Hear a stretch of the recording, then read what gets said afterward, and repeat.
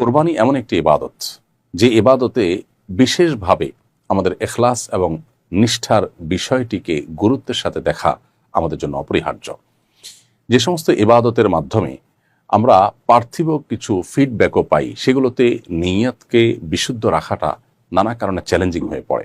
কোরবানি সেরকম একটি ইবাদত। কোরবানির মাধ্যমে আমরা ফ্রেশ গোশত আহরণ করতে পারি, গোশত নিজেরা খেতে পারি। আল্লাহ তাআলা সেই সুযোগ আমাদের জন্য রেখেছেন। এই জন্য কোরবানির ক্ষেত্রে নিয়তের অসাধুতা, অশুদ্ধতা এটা ব্যাপকভাবে আমাদেরকে গ্রাস করতে পারে, স্পর্শ করতে পারে, আমাদের ইবাদতকে নষ্ট করে দিতে পারে।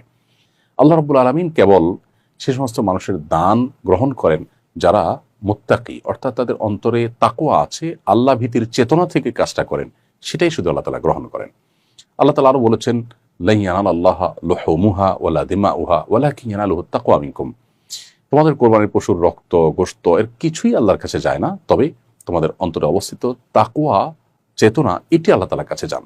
আজকাল লোক দেখানো কোরবানি, লৌকিকতার কোরবানি, প্রদর্শন ইচ্ছা থেকে কোরবানি, সামাজিক মর্যাদার প্রতিযোগিতার কোরবানি, সামাজিক মর্যাদা রক্ষার কোরবানি, মুখ রক্ষার কোরবানি, এই সমস্ত কোরবানি থেকে আল্লাহ আমাদের সবাইকে হেফাজত করুন এবং কোরবানি হোক শুধুই আল্লাহ সন্তুষ্টির আশায়।